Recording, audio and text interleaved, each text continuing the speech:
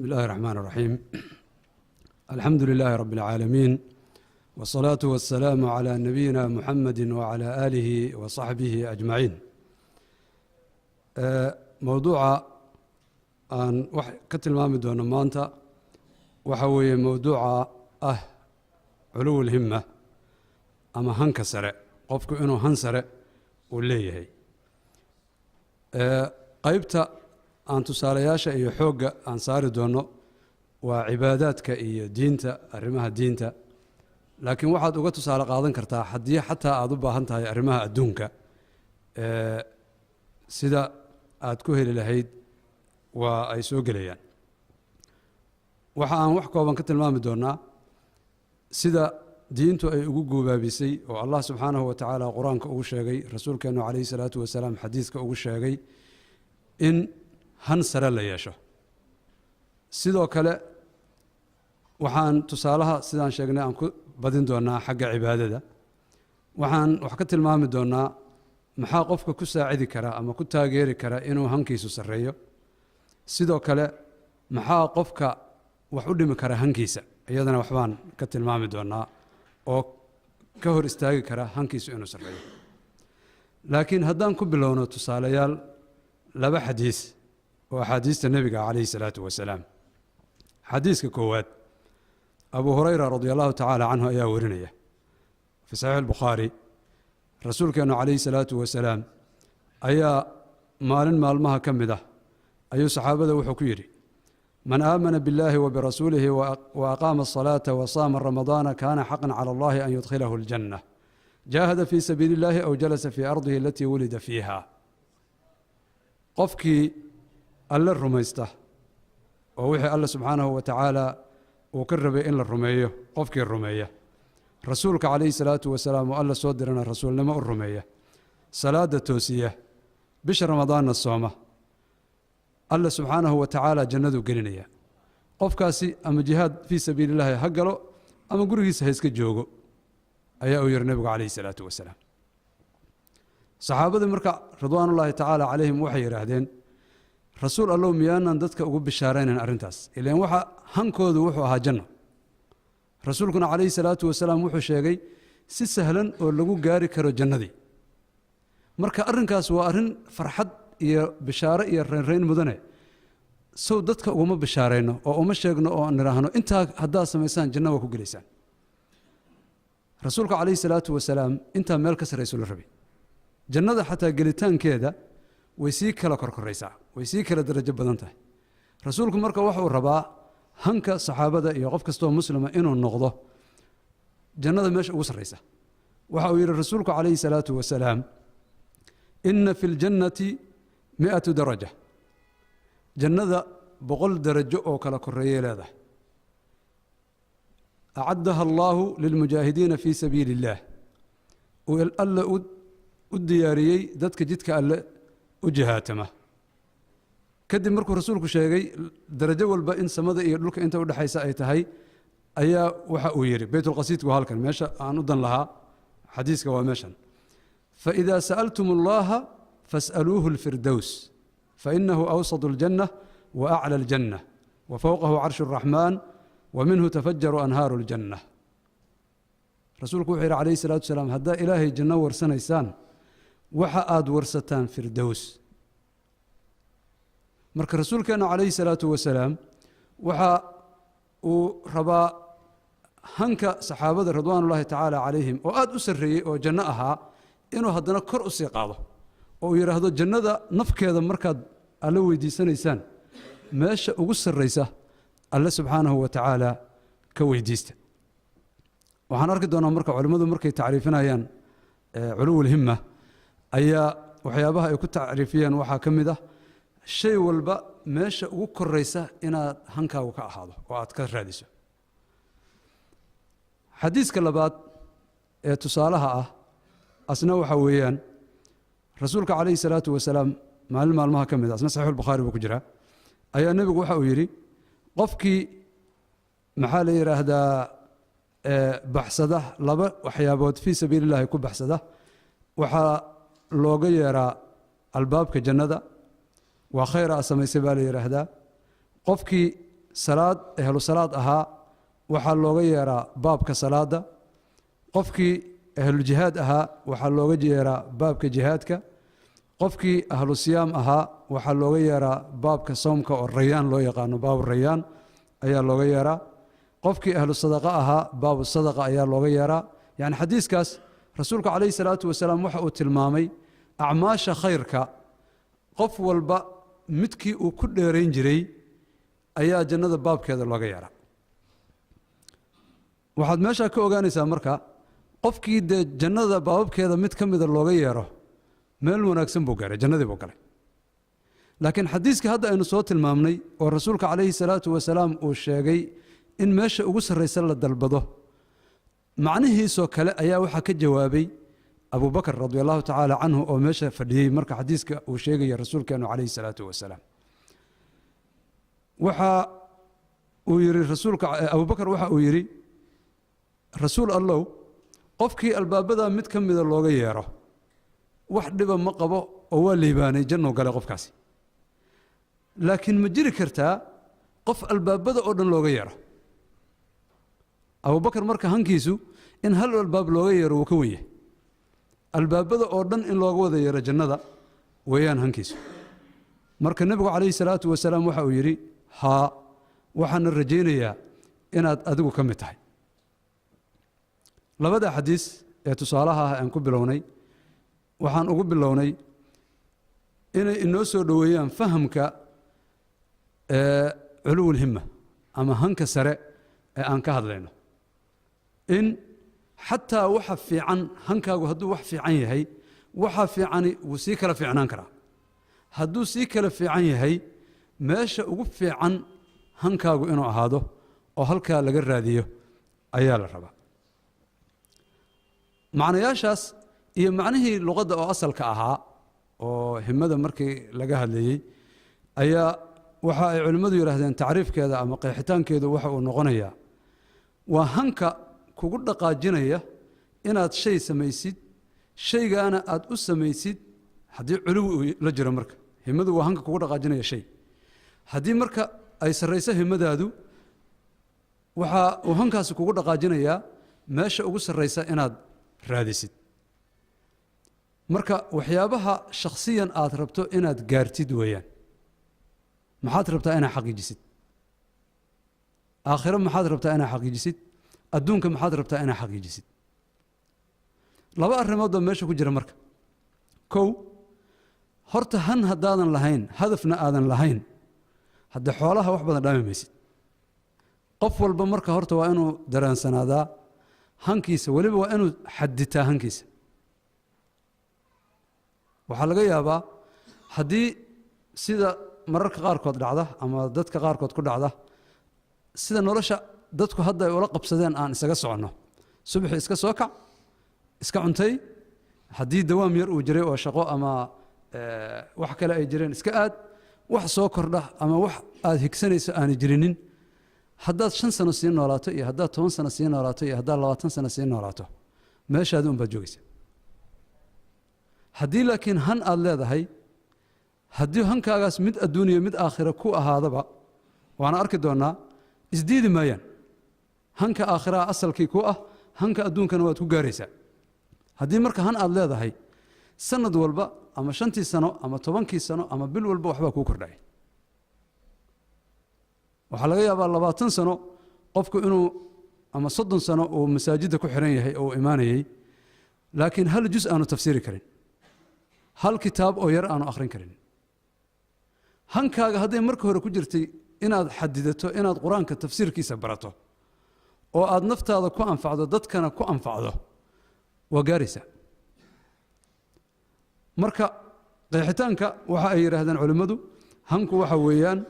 waa waxa qofku uu rabo inuu xaqiijiyo inta uu nool yahay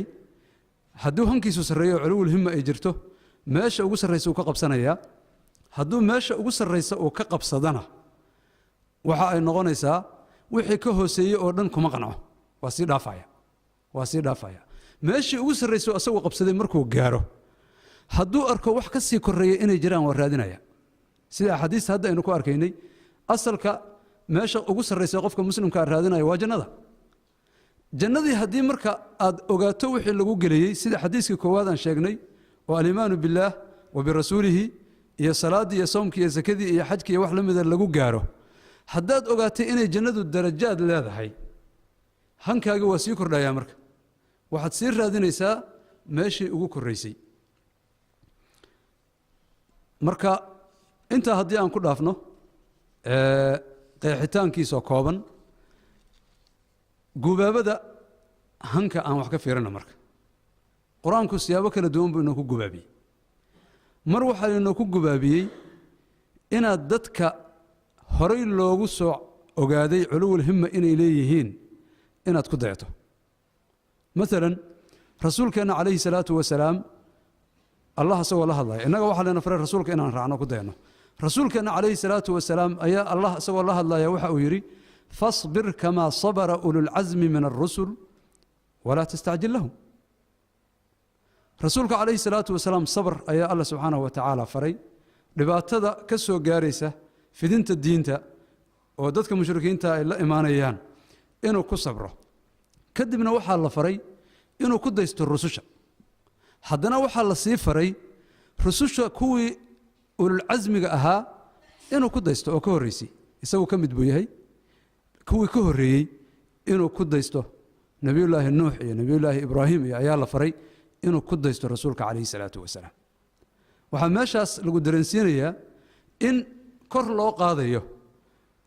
hamiga rasuulka calayhi salaatu wasalaam iyo hanka rasuulka calayhi salaatu wasalaam in kor loo qaadayo innagana sidoo kale rasuulkeenna layna faray inaynu ku daysanno haddii isaga marka hankiisa halkaa la gaarsiiyey innagana hankeennu halkaasoo kale inuu gaaro ayaa la rabaa sidoo kale allah subxaanahu wa tacaala qur-aanka waxa uu ku tilmaamay isagoo layna ku dhiirigelinayo hankeenna inaan kor u qaadno markii laga soo sheekeeyey ummadihii oo allah subxaanahu wa tacaala uu ka soo sheekeeyey kitaab inuu soo dejiyey kutubtaa uu soo dejiyey kitaabka qur-aanka uu yahay kitaab muhayminan calayhi iyaga oo dhan asalkii lagu miisaamayey oo dusha ka ilaalinayay ah ayaa allah subxaanahu wa tacaala waxa uu inoo sheegay iyadoo weliba lagu sii daray aayadahaas aan tilmaami doonno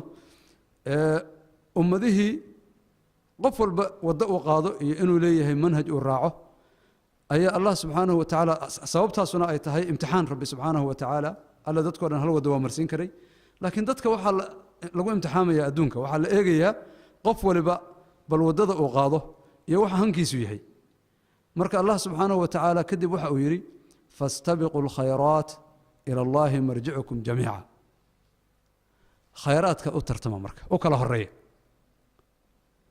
hankaagu marka khayrka inaan lagaaga horeyn baa lagu amraya hadda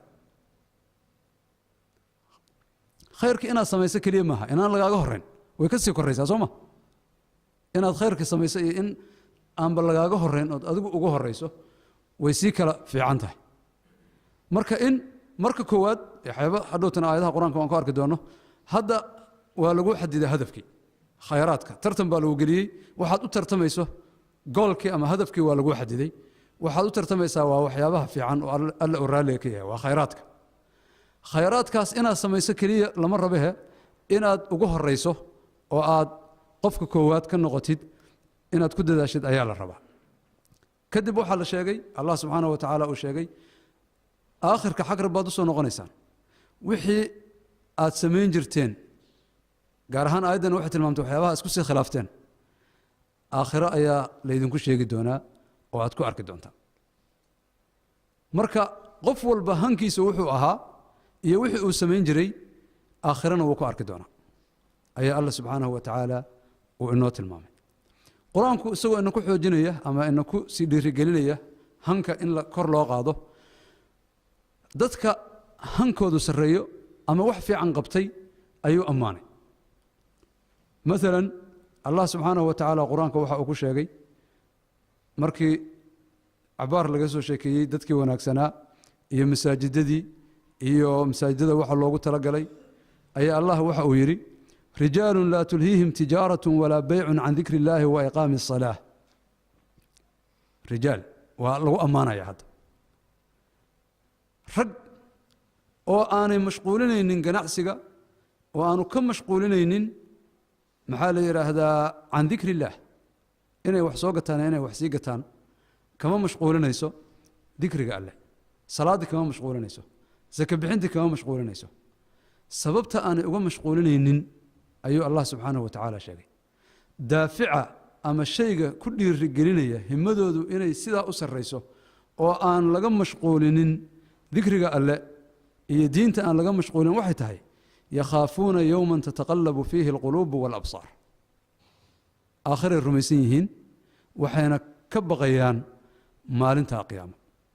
ayaa rabbi subxaanahu wa tacaala ee la hor joogsan doono maalintaas waxayna rajaynayaan liyajziyahum allahu axsana maa camiluu wayaziidahum min fadlih wallaahu yarzuqu man yashaau bigayri xisaab dhibka maalintaasna waa ogyihiin dheefta maalintaana waa ogyihiin oo hankoodii sare iyo wixii ay sameeyeen allah subxaanahu wa tacaala inuu ka abaalmarin doonay ogyihiin sidoo kale allah inaanu ku abaalmarinayn waxay sameeyeen keliya ee uu ugu abaalgudayo deeqdiisa iyo wax aad uga fara badan wixii ay sameeyeen ayay ogyihiin waxaad meeshaa ka ogaanaysaa marka dadaalka haddaan la nimaadno allah dhammaystiraya innaga waxaa layna ka rabaa inaan dadaalkii la nimaadno meel sare aan ku fikirno oo ku hamino dadaalkii haddaynu iyo hamigaa sare isku darno inta kale alla subxaanahu wa tacaala ayaa inoo dhammaystiraya min almu'miniina rijaalun sadaquu maa caahadu llaha calayh ayuu yidhi alla subxaanahu wa tacaala mu'miniinta waxaa ka mid a rag meesha waxaad garanaysaa ragga inaan aayaddan iyo aayadda horeba ragga inaan raggii dadku caadiga u yaqaaneenoo nimanka caadiga aan looga jeedin sababtoo ah min almu'miniina rijaalun baa leeyahay min almu'miniina inay rijaal ahaayeen marka horeba ragga caadiga halkaasi ka muuqata ragga rag baa ka mid a marka lagu yidhaahdo macnaheedu waxay tahay raggaani waa rag raganimadoodu ay ka duwan tahay ragga kale marka qur-aanku wuxuu ammaanayaa inay ragga mu'miniinta ah ay ka mid yihiin rag hankoodu uu ka sarreeyo dadka intooda kale mu'minnimadii ka sukow han sarey leeyihiin marka min almu'miniina rijaalun ayuu yidhi alla subxaanahu wa tacaala raggii mu'miniinta ah waxaa ka mida rag sadaquu maa caahadu llaha calayh marka waa ammaan ama dhiirigelin allah subxaanahu wa tacaala uu ina ku dhiirigelinayo hankeenna inaan kor u qaadno oo hankeennu uu sarreeyo qur-aanku sidoo kale waxa uu dhiirigelinta han sare in la yeesho uu mararka qaarkood ku tilmaamay in laynoo musawiro qofka hankiisu liito iyo waxa uu ku damaynayo inaanu fiicnayn inaad meel xun aad ka fikirto iyo meel hoose inaad ka fikirto watlu calayhim naba aladii aataynaahu aayaatina fansalakha minha qof inta cilmi la baray oo allah uu sahlay cilmi barasho kadibna cilmigii ka tegey faatbacahu shayطaanu fakana min alghaawiin qofkaas hankiisu han liita buu ahaa adduunyuu raadinayay meel hoosuu ka fikirayey tusaale xun ayaa alla subxaanahu wa tacaala uu ka bixiyey tusaalaha lagu bixiyey wuxuu ahaa famahaluhu kamahali اlkalb ay buu la tusaale yaha layidhi siduu ayga tusaale ula yahaa weliba la sii sheegay in taxmil calayhi yalhath aw tatrukhu yalhath aygu mar walbuu iska heraheraya ama haddaad cayriso oo aad canaananaysid iyo haddaad iska daysid mar walba carabku laalaadinaya waa iska heraheraya marka waxaa lagu dareensiinayaa qofka hankiisu liito inuu sidaa yahay asaga waxaa uun cabdudiinaar oo kale markuu qofka hankiisu hadduu lacag keliya uu noqdo waa cabdudiinaar haddii meel foolxun uu ka helayo carabku u laalaadinaya waa gelaya haddii meel fiican gasha nafkeeda waa aadaya laakiin fiicnaanta dan kama laha asagu wuxuu dan ka leeyahay shilinkan un bes marka qofka hankiisu inaanu sidaa noqonin ayaa layna dareensiinaya oo hankaa hoose aan ka tagno waxaa laga wariyey rasuulkeena calayhi salaatu wasalaam inuu yidhi ina allaha caza wajal yuxibu macaaliya alumuur wayakrahu safsaafaha ama safaasifaha allah subxaanahu wa tacaala arrimaha kuwooda ugu sarreeyuu jecel yahay wuxuuna karhadaa alle oo necab yahay kuwooda ugu hooseeya alle waa necab yahay marka xumaantii kaba soo tag wanaaggii nafkiisa ayaa waxaa la rabaa inuu sii kala sarreeyo hankaas mararka qaarkood sida aan tilmaamnay haddaa hanka iyo dadaalkiisa la timaado xataa adigoon ficilka qabanin ayaad mirihiisa guran kartaa oo rasuulkeennu calayhi salaatu wasalaam xadiis alqudsi waxa uu yidhi allah ayaa wuxuu yidhi ina allaha kataba alxasanaati wasayi'aat ثuma bayana dalika faman hama bixasanatin falam yacmalha katabaha allahu lahu cindahu xasana kaamila xadiiskan wuxuu inoo tilmaamay qof ku hamiyey oo ku fekeray oo hawaystay kadibna inuu sameeyo go'aansaday wax wanaagsan laakiin asbaabo ay ka hor istaageen oo samayn kari waayey allah subxaanahu wa tacaala wuxuu u qorayaa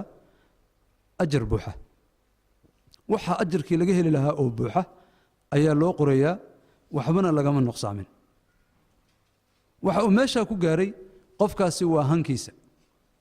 rasuulku calayhi salaatu wasalaam wuxuu kaloo yidhi man sa'ala allaha shahaadata bisidqin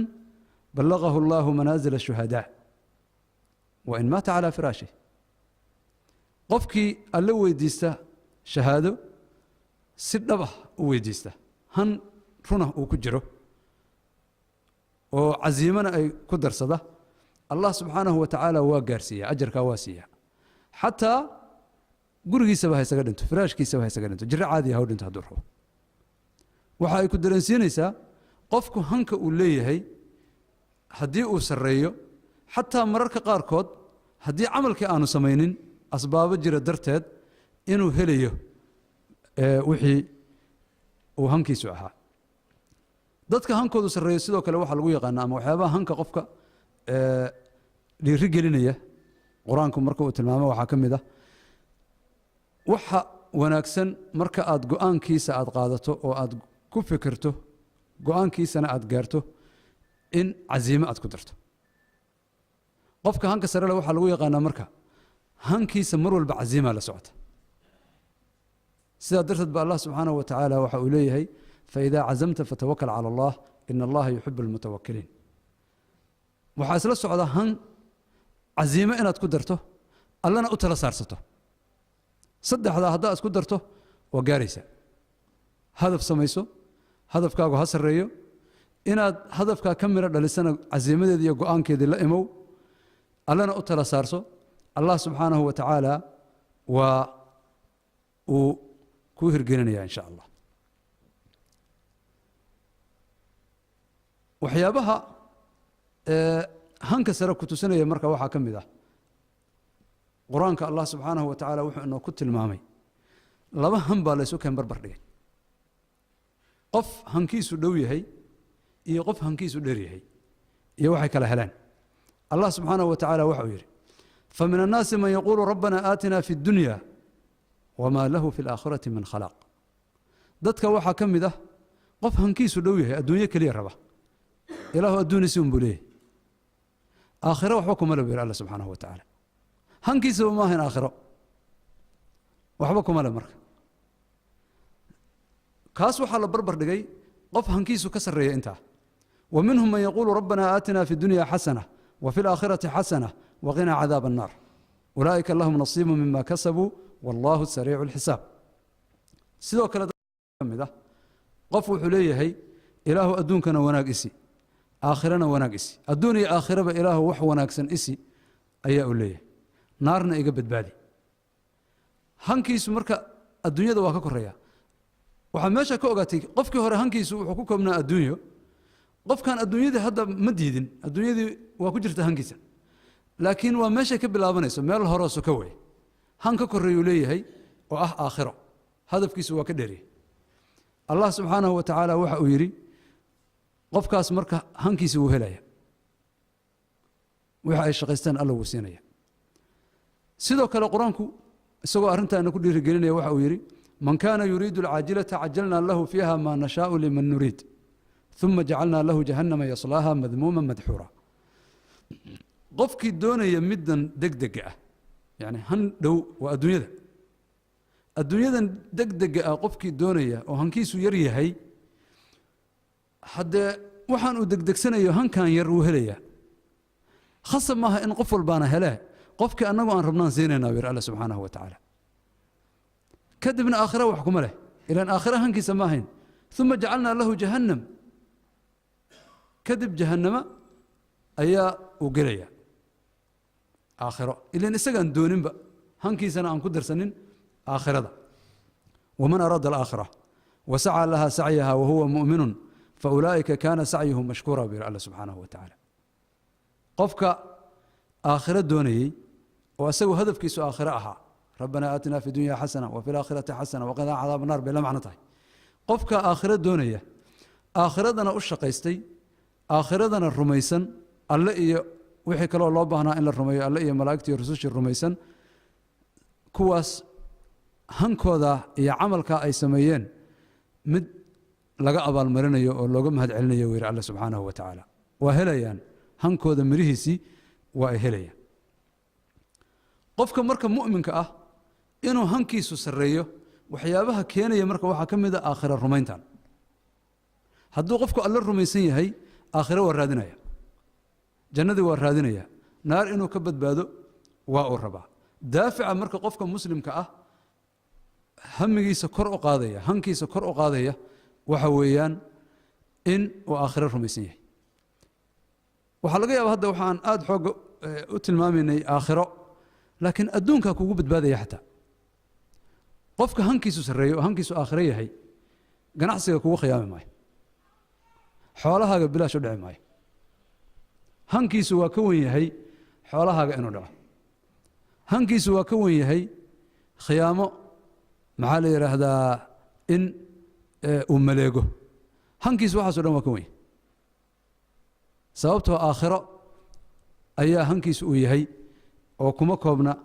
الدنك رسولك عليه الصلاة والسلام وحلق وري إن أيري يسوع كان بربر لقي رسولك عليه الصلاة والسلام قفك هنكيسوس هوسيو الدنك كليه هي إيه قفك هنكيسوس الريو والدنك ودافسيه آخر وجاريه وحأيري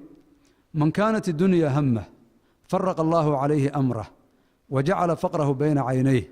ولم يأته من الدنيا إلا ما كتب له قفكي الدنيا ذا هنكيسو الدنيا كليه ويهي أرنتيس ولا كلفوجية إله بكلفوجية أرنتيس الرميس فقر جنا عندها الله سرع الدنيا كما هلا وحي الله قرأ مويانه وحي الله قدرهم بكاري قفكاس والنوع نوع كلا رسولك بربر دقي عليه الصلاة والسلام وحويه ومن كانت الآخرة نيته جمع الله له أمره وجعل غناه في قلبه وأتته الدنيا وهي راغمة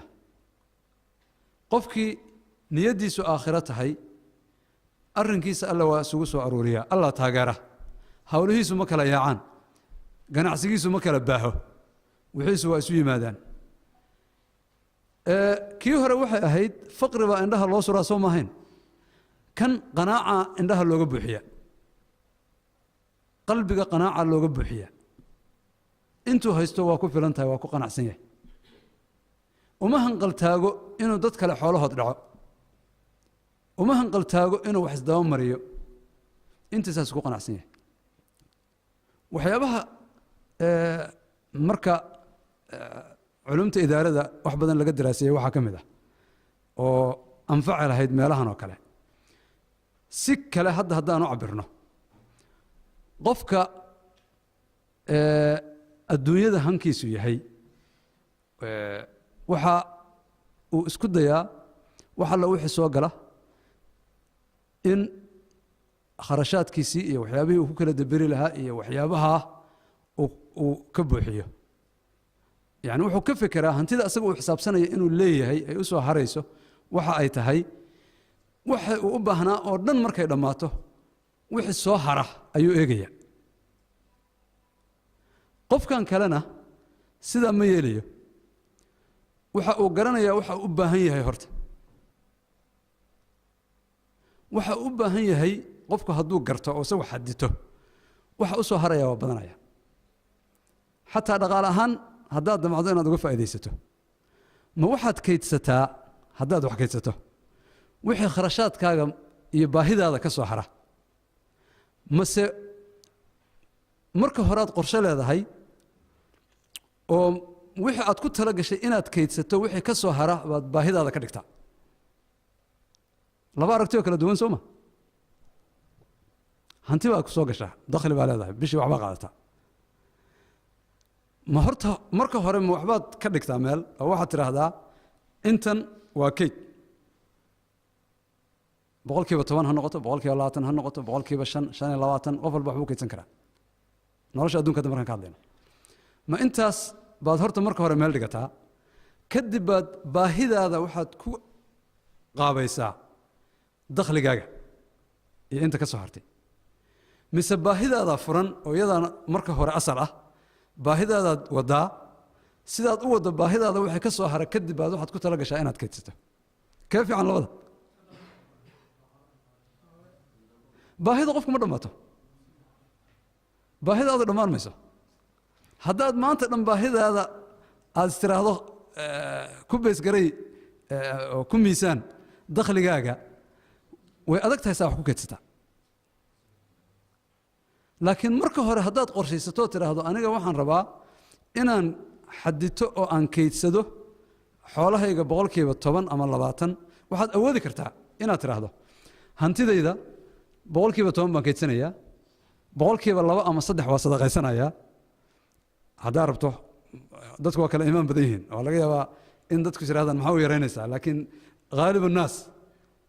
waxay awoodi karaan baan rabaa inaan sheego boqolkiiba 2 hantida waa sadaqaysanaya way adagtahay dadka hadii la tiriyo inta qof boqolkiiba 2 hantidiisa sadaqaysta waxa laga yaabaa way jiraan dad badan oo boqolkiiba 20 ay ka badan sadaqaysta laakiin dadweynaha hadii hadda la xisaabo maanta oo la tiriyo bil walba boqolkiiba 2 ma sadaqaysata waxa laga yaabaa in ay yaraadaan marka haddaad tiraahdo boqolkiiba 10 waa kaydsanaya wixii soo gala dakhligayga shaqo kale intaan qaban boqolkiiba 2 waa sadaqaysanaya ma qay noqotay 12 inta kale soo hartay ayaan baahidayda iyo waxyaabaha kale ku kala dabiranaya ninka $1,000 qaata bil walba horta $100 buu meel dhiganaya Soomaa mujtamaca inta aan naqaan boqolkiiba inta $100 meel dhigata waa imisa bil walba oo kun qaata macnaha inta kun qaata boqolkiiba $100 bil walba meel dhigata maxaa la yiraahdaa boqolkiiba 2 sadaqaysa waxay u badan tahay haddaan saa u xisaabtamin yani qinaha iyo faqrigan rabaa tusaale inaan ka siiyo qofka faqriga indhaha loo suray kharashka umbu ka fikiraya baahida umbu ka fikiraya waxba ma deeqan qofka qinaha la siiyey way ballaaran tahay macnaheedu laakiin hal qayb oo kamid ah oo tusaale ah waxa kamid ah waxaad ku qanacsan tahay waad xisaabsanaysaa waxaad ogtahay waxa inay ku deeqan oo aad awoodid inaad boqolkiiba 10 ama 20 kaysatid boqolkiiba 5 ama 10 aad sadaqaysatid inta kalena baahidaada aad ku daboolatid baad awoodi kartaa marka kaas tusaale hadda wuxuu iska ahaa dunyada weeyaa laakiin xadiiska uu isu kan barbar dhigay rasuulkana kaleey salaatu wasalaam qofka aakhirina niyadiisu tahay arintu waa ku kala bahdaa qofka aakhirina niyadiisu arintu waa u ururtaa kuma kala bahda isaga kii kale ku kala bahaysi arintu waa u ururtaa sidoo kale qalbigiisana qanaaca buuxisa adduunkiina waa u yimaada sandullu ugu yimaada adduunku sandullu ugu yimaada marka yani qaabku ugu imaan karaa way badan tahay tusaale hadda oo kaliya haddaan ku celino oo aan niraahno qof ka soo qaad boqolkiiba 10 xoolihiisa meel ka dhigta saa u qorshaysta bil walba sanad markay buuxsanto boqolkiiba 10 ka maalgelin gashada oo meel fiican gashada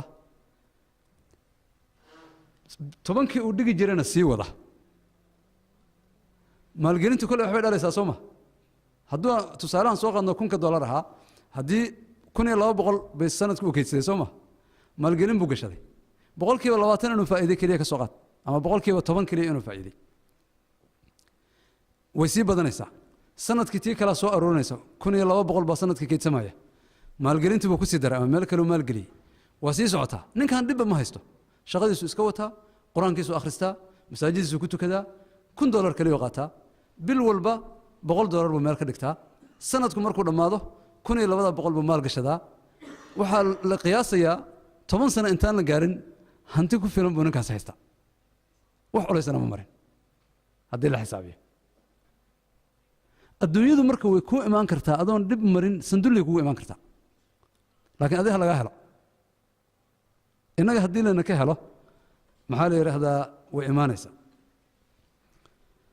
تسالياشا قرآنك وتلمامي ذاتك همذا سرله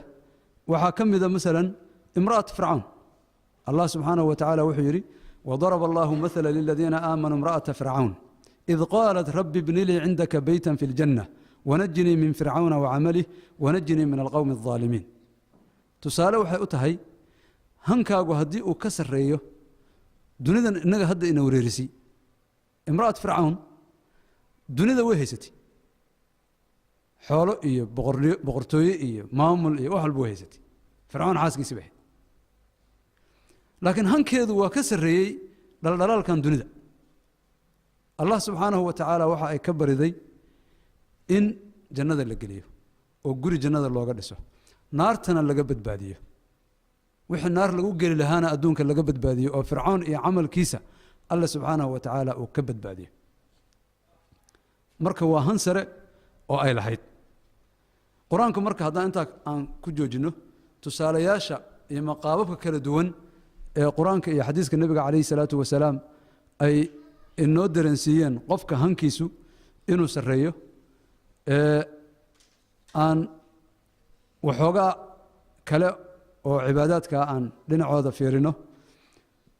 Allah subhanahu wa ta'ala sida aan sheegnay waxa uu yiri fastabiqul khayraat khayraadka u degdega وكلا ترتمى وكلا ديرية وقاب كلا ومرك هو والله إنه أماني قابب كلا دوم بالله إنه درنسيي كود يستاهل يردك هنك سر لها إنك مركن لإنه سجستي وحال يرف فاستبقوا الخيرات خيرات كي وكلا ترتمى وكلا هرية وسارعوا إلى مغفرة من ربكم وجنة عرضها السماوات والأرض أعدت للمتقين waxaad u degdegtaan u kala dheeraysaan u kala tartantaan dambi dhaaf rabbi subxaanahu wa tacaala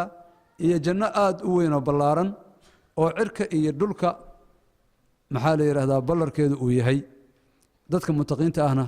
loogu talagalay oo loo diyaariyey jannadaas u tartama waxaa layna dareensiinayaa marka in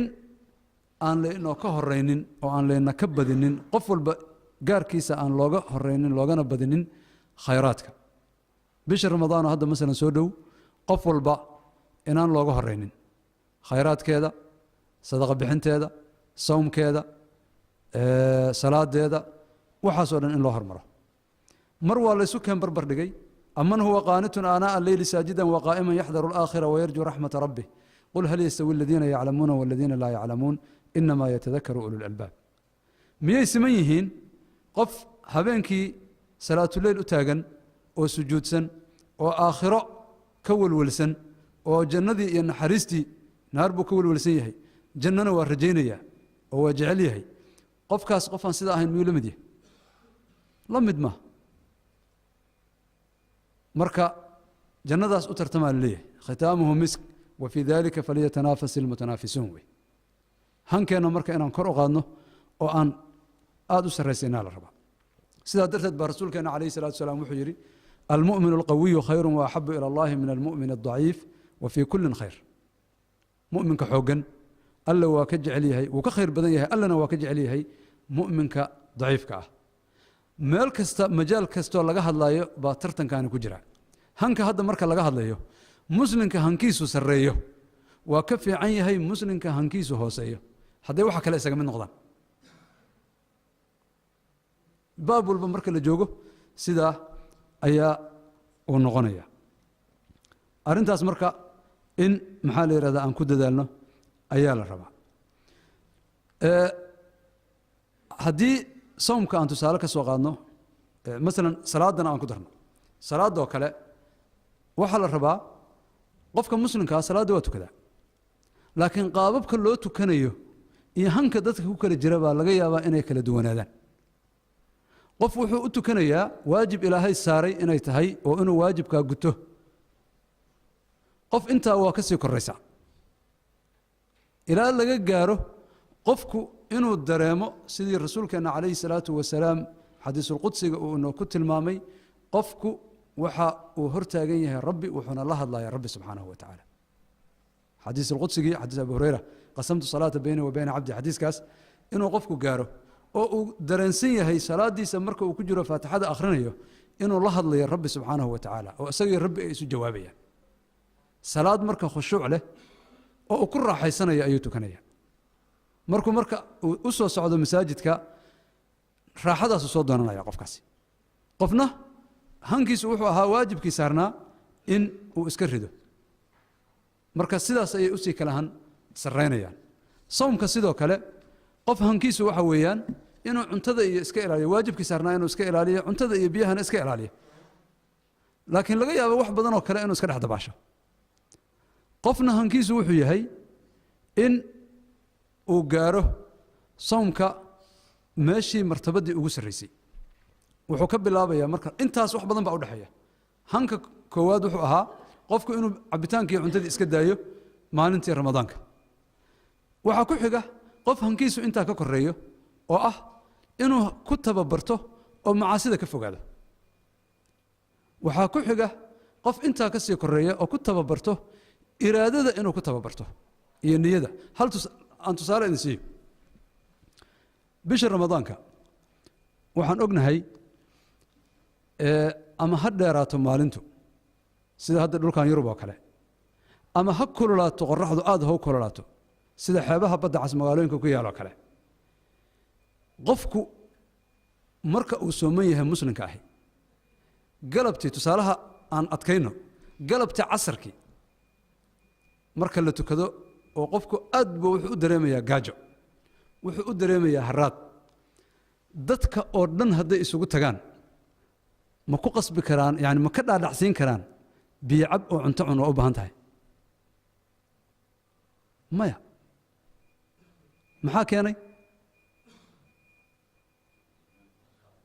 iimaanka dabcan sax iimaankaas wuxuu dhaliyay inuu go'aan gaaro عدنا إنانو كيرنين إنه بيعبه أنتنا عنه تسالك الآن نشوف إن ما دعك ارتاقف مسلم نعم ما أرقني ضد مسلمين ولا وقل غالي إنا وحضان أما لو وقل غالي إنا معاصي سميان أما صومالي وكلا عذر هذا كجرة إنا قبيل الصدقان قبيلك ودقان لما هو ريرك رسول الله ها maxaa kala duway labadaba in xaraamta waa ogyahay qofku in bishar ramadaan aan biyo la cabi karin cuntana la cuni karin maalintii wuu ogyahay oo ilaahay ku waajibiyey arrintaas inuu ka fogaado inuu waxado ama wax soo dadka muslimiinta ah soo laayo ama maxaa la yiraahdaa reer hebel uu ku duulo oo xabad ka waraabiyo in xaraamta wuu ogyahay maxaa tan loogu qanciyay tan loogu qancin waay waxa la rabaa bisha ramadaanka tababarkaas inaan qaadano marka hadiiba aan ogaanay go'aankana aan gaari karno in dadka oo dhan haday isu tagaan inaanay kugu qancin karin inaad bisha maalinta ramadaanka aad biyo cabto cuntana cunto sababtoo alla aad ku caabudaysaa arrinta waxa sahlan tababarka hadaa qaadato in aan lagu qancin karin macaasida kalena in laga dhaadhacsiyo qof marka hankiisu bisha ramadaanka uu ka faa'iideysanaya Soomaa مثلا قفك سيجار كعبة سيجار كدوغة أما قاتك عنا ما أنت رمضان ميو عنا قاتك ميو سيجار كدوغة ما سكستو وجبه هي حرارة وهي سالده جري مجرته هدو هنكي سكدر مركب بشهر رمضان كا إنه كتب برتو ما دام ما أنتي وإسكداية هذا دول كانوا كرسداية 8 ساعة ولا سومة يا سومة 8 ساعة هدي وكجوجي إنه سن سيجار دوغين ما قا كده منه لا تنسى لحسا ما لحم قدر واي أفر لا تنسى هدو كجو أي سيجار وسن دوغينه وابد ما تسومه وإسكدين كرا سيجار ميان سهلين قاد كوا لمد معصيك ساسا لوجو تبارن كرا قف بأمرك هنكي سوحي هي أو إلهي فهم سينية بشر رمضان كأنه عنتدي عبد إسكداية كلية ما هي إنه كنت ببرتهم معاصدة وإسكداية حنتي يا بنتي يبحي بالمدة قفكو إسكدين كرا هنكي سهدو كترصد سيدا درتد برسول كان عليه الصلاة والسلام وحيري من لم يدع قول الزور والعمل به والجهل الروايات قاركت سيكودرين فليس لله حاجة أن يدع طعامه وشرابه قفك أن كتجن بين أبورك يكون دغن كيسة ألا الدنك ملها إنه كتجو قفكاسي عنتدي عبدك ليه مركز صومك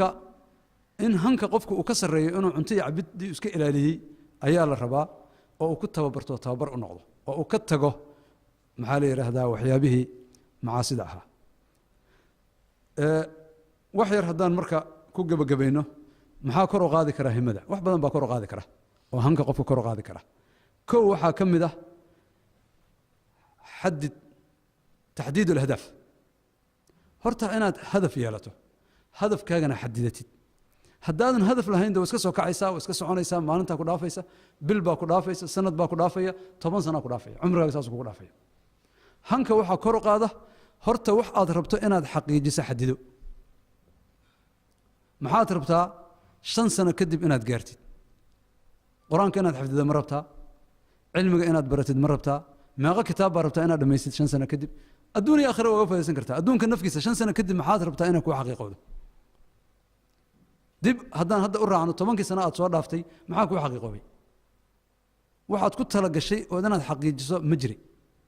وهذا الله الحمد لله 8 سنة هدا أنا صور دافني وحن كنت تلقى له وحا أنا حقيقي جيو وأنا إيه حقيقة ودي هدانه aanay jirinin hadda samayso marka hankaaga waxa kor u qaadaya ama qofka hankiisa waxa kor u qaada koow hadafka inuu xadito waman araada al-aakhirah aakhira ina doonno horta ومنهم من يقول ربنا آتنا في الدنيا حسنة وفي الآخرة حسنة تحديد الأهداف وقضب كوات هدانه قفك هدف لهين حد هنكيس هن بيان ما يبقى مد اللبات وقفك هنكيس كرو قاضي كرتا وحا كمده اختر نموذجا تحتذي به عد اد كديسته سميسو وحيابها ددكان هدا u yaqaan role modelka way yaad ku dayanaysa yaad rabtaa inaad gaarto cid aad higsanaysa ma jiraan waxaan soo marnay fasbir kama sabara ulul azmi min ar-rusul waxaan higsanayna waa in rasuushi alla ahaada waxaan soo marnay أبو بكر رضي الله تعالى عنه إن الباب ذي جنة مركل الباب كان قف باك قال إنه يري الباب ذي قف كوذا قال يا مجرع أبو بكر أكله عدة لمتك إن هيك سنه أيال الربع سيدو كله وحالم ذا وقف كهنكي سكر قاده إن أتجرته موهوبات كألك سي محيبها تكفي عنها هاي قف البوح بكفي عنه قف أن وحكفي عنه المجرع marka waxa aan ku fiicannahay inaan garanno oo aan kamira dhalino marka asaga aan u adeegsano inaan ahdaaf sarana ku gaarno kuna daboolno oo aan ku maxaa la yiraahdaa kabno waxyaabaha aan ku liidano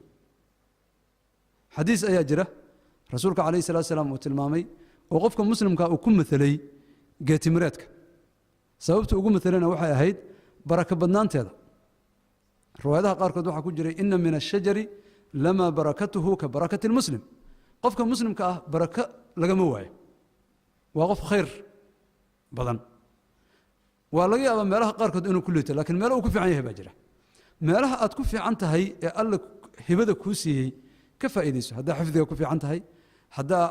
حلوش problem solving أكفي عنها هي وح أتكفي عنها هي كفى إيديس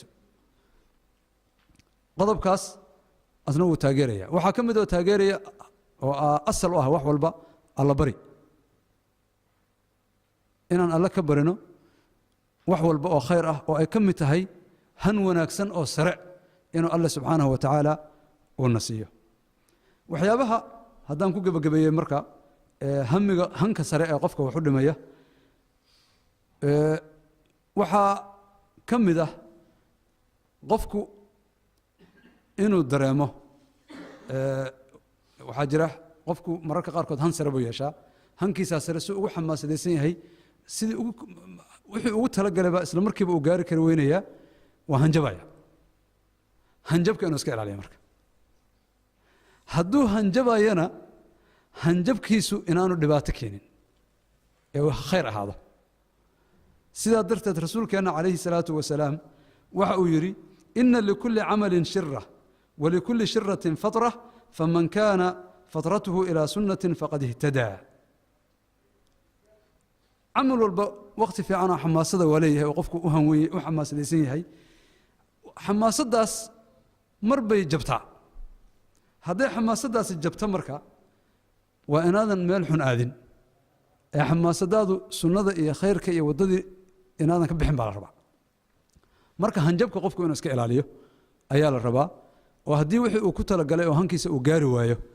in wax uu gaari karo badan baa jira ee aanu isdhayn wax ma gaari kartid wax badan uu karo gaari kara jira tii nafkeeda waxa dhici karta inuu wadadii fiicneed ee lagu gaari lahaa ee sahlaneed aanu u marinin waa inuu eega wada kale lagu gaari kara ma jirta wala ta'jaz al-mu'min al-qawi khayrun wa habba ila Allah hadiiska maxaa ku jiray ihras ala ma yanfa'uka wasta'in billah wala ta'jaz waxa ku anfacaya ku dadaal alla kaalmayso ha caajisin ha noogin adigu ha hanjabin waxyaabaha hanjabka keena waxa kamid ah qofka oo waqtigiisa aan ogeyn qiimaha uu leeyahay nicmataani maqbuunun fiihima kathiirun min annaas as-sihhatu wal-fasanu ayaa la rabaa haddii marka waqtiga aan ka faa'iideysan weyno waxay keentaa hankaagu inuu yaraado maanta meelahan iska wareegaysaa meelahaas ka sheekeynaysaa wax kugu soo kordhaya ma leh waxbarasho kuma mashquulsanid cibaado kuma mashquulsanid xoolo shaqayn kuma mashquulsanid waa dhimanaysaa marka dambe waxaa la rabaa qofku inuu waqtigiisa uu ka faa'iideysto oo maxaa la yidhaahdaa uu ku dadaalo waxyaabaha hanka jabiya waxaa ka mid ah التسويف والتمني qofku inuu maxaa la yiraahdaa waxaan gadaal baan ka samayn doonaa yiraahdo ama uu khayaali uu isaga sheekeeyo oo waxaan inuu gaari doono oo kaliya maskaxdiisa ay khayaali ku noqoto labadaas qofka way hantiraan labada marka waxa la rabaa wax wanaagsan hadaad aragto oo go'aan ku gaarto oo aragto inaad samayn karto go'aankeeda qaado ku dhaqaaq waxaad jeceshahay quraanka inaad xifdiso go'aankeeda qaado ku dhaqaaq meel waxaad qabsataa hadafkaagu waa quraanka inaad xifdiso si aadan u karaar jabin juska bilow jus xifdi mudana qabso bil ama 2 bilood ama 3 bilood qabso ama asbuuc hadba awoodaada ama maalin adeeg ku xiran tahay qabso markaad dhamayso waxaad ogaanaysaa inaad gaartay hadafkaaga koowaad oo ah inaad jus xifdisay haddaad jus xifdisay miyaadan amaliyan u tadbiiqin inaad jus kale xifdin kartid haddaad jus kale xifdin kartana quraanka dhan waa xifdin kartaa marka tusaalayaashu waa sidaa marka waxaan ku soo gabagabeynayaa marka waxa aan u baahannahay han sare inaan la nimaadno hankaa sarena sida aanu tilmaamnay waxa ugu horeeya iraadatu al-aakhirah waman araada al-aakhirah wasaca laha sacyaha ogow laakiin hanka sare oo dhan dadaal buu u baahan yahay aakhiran rabnaa soo maynan dhihin rasuulku calayhi salaatu wasalaam wuxuu yidhi alaa ina silcata allaahi ghaaliya alaa ina silcata allaah aljanna waa ghaali dadaal iyo waqti bay u baahan tahay sidaa darteed baa rasuulkeena calayhi salaatu wasalaam wuxuu yidhi xadiiskanan ku gabagabeynayaa xufat aljannatu bilmakaarih wa xufat annaaru bishahawaat jannada waxaa ku wareegsan waxyaaba dabiica ahaan qofku uusan jeclaanaynin yani waxyaaba dadaal u baahan haddii si kale loo yidhaahdo dadaal wax u baahan ayaa jannada ku hareeraysan waxufat innaaru bishahawaat naartana waxaa ku hareeraysan waxyaaba aan dadaal u baahnayn ee naftu isaga eelanayso iskaba jecesho ay u malaynaysa inay tahay maladaad ay tahay marka hanka sare oo jannadu ugu horeyso wuxuu u baahan yahay dadaal وصلى الله وسلم على نبينا محمد وعلى آله وصحبه أجمعين